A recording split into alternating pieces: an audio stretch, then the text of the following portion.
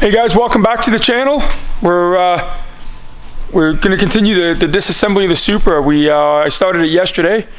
Got a little bit done on it. Got the front clip off, front bumpers, fenders, hood, that kind of thing. We're going to continue today. We're going to continue with it, and I'm going to see if I can't get the back off. Maybe the back hatch. I think I might have to take the headliner out to get the back hatch off, just because there's a bunch of wires running for the brake lights and whatnot. But we're going to keep going on it and get this thing taken apart and see how far we can get on it today.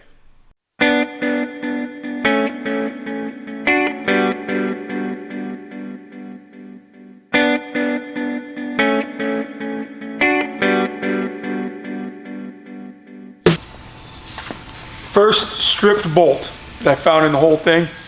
Back tail lights been out, I'm guessing, for something, and they stripped the bolt, putting it back in.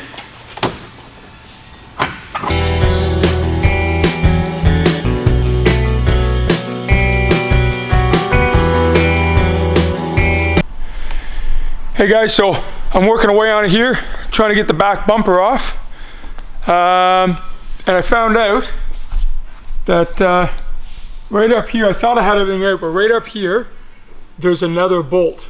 And I can't get to it from underneath up inside here, and I can't get to it from down inside the taillight. So, I've got to take the rear inner fenders out, and the bolt, I'm guessing, is going to be somewhere up in that range. But while I was taking it apart, and I took the tires off, I told you guys I was having fun with it, beating around on it last year. It's a pretty fun little car. But I guess I wasn't paying too close attention to it, because yeah, the inside of these tires are hammered. I guess just drifting around in it. You see all the belts showing off there? That's all the way around. So beating on it pretty rough, but like I said, it was a fun car. I became a bit of a fan driving around in it. I drove it more than I did the Mustang last year, but we're going to keep going here, get the inner fenders out, and see if we can't get the back bumper off.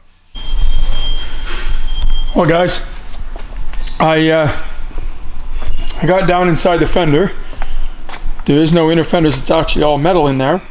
So I took the exhaust off, tried to get up through there, couldn't get it.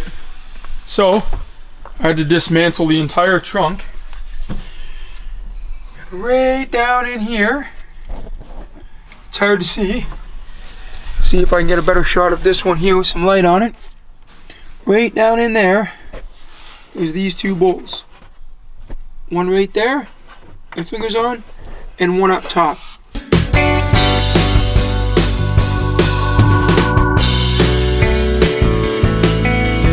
Guess I can't just pull it off.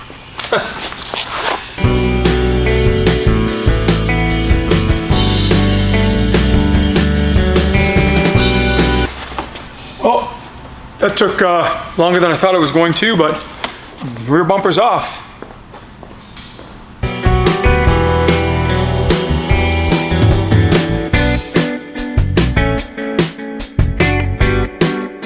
So, like I said before, when I'm taking the car apart with a project this big, I just like marking everything, right? So I'm just going to mark on here that this is the rear passenger side tail light harness. Not that we're going to be reusing this, because it uses a different harness for the R8 headlights and taillights that are going in it, but it's still nice to know someone wants it, you know, someone needs it, they're going to buy it. It's good to know. So you're going to see me doing a lot of labeling. I just want to label the electrical harness from the front to the back, because I am going to be taking the electrical harness out. We're going to be taking everything out. So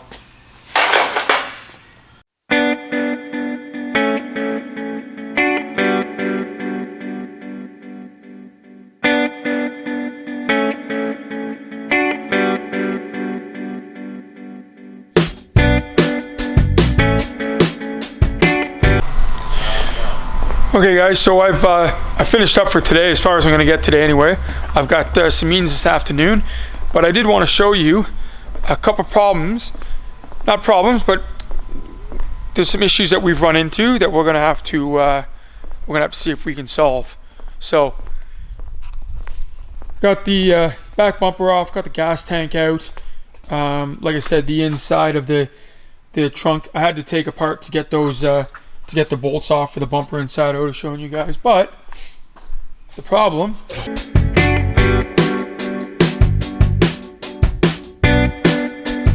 so the first problem is the exhaust. So obviously this exhaust is going to be gone. I'll show you. So on the new body kit, the exhaust is a dual exhaust. So it comes out of either side. And the problem that we're going to have is that on the car, the gas tank comes over to about here. So the gas tank fills up this whole spot, and there's got to be an exhaust to come out this side. So we're gonna have to figure out how to run it. If I'm gonna run the exhaust underneath the gas can, the gas tank, sorry, does have a steel shield underneath of it that acts as a vent to pull heat out away from it. So that's one problem. The second problem is the oil pan. So with the 2JZ, there is 3 options for oil pan. This is a rear mid sump.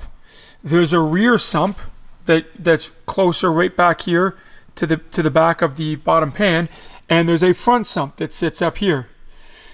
The oil pan that we have is a front sump. So it sits up here on the front of the engine, and that's going to interfere with the steering cradle and the engine cradle on this car. So we need to convert this 2J from the front sump to the mid rear sump. I'm not too sure how that is going to work. I'm sure there's conversion kits out there, or somebody out there knows what's going, but like I said, I can't put the front sump here because the front sump would sit right here. So I've got to convert it to this here mid sump. But yeah, so 2 issues that we have run into with the car so far. So I mean, if you're familiar with Supras, you know the 2J. Definitely let me know what the solution is, because I'm assuming that I'm going to pull the bottom pan, the bottom part of the block, off of this 2J and hope that it bolts up to the 2J GTE that we have. I'm not too sure if it does or it doesn't, but I'm guessing that could be one solution. And then with the exhaust, I don't know if we're going to do, you know, it's a dual exhaust, so I don't know if we're going to have a dead tip on the one side or if we're going to run hot exhaust underneath the gas can. But we do have to figure something out there as well. Last thing I want to finish off with today, Avery is the gentleman that does all of the editing for the videos. This is his STI. It's a 2018 STI, and he was at the gym this morning, and somebody was kind enough to back into him and not leave a card or a name or a number. They didn't leave anything to him. They just smashed into it, crushed up his bumper, and drove away. So that sucks. I am a true believer in karma, so I'm sure that guy's probably gonna get like 40 tickets, you know, in this summer driving around, or something horrible's gonna happen to him at work or something. But yeah, if you back into someone's car, guys, I mean, leave your name and number. Don't just drive off and expect someone to deal with it. Definitely sucks. That's going to be it for today. I will continue taking it apart tomorrow. I've got, like I said, some meetings that I got to get to this afternoon. But if you're new to the channel, we're building the Veilside 4509 GTR Supra. Everything that we do to the car gets voted on by you guys. And at the end, one lucky YouTube subscriber is going to win it. So if you're not already subscribed, subscribe to the channel, leave a comment, and follow us on Instagram, Facebook, all that stuff. We'll talk to you later.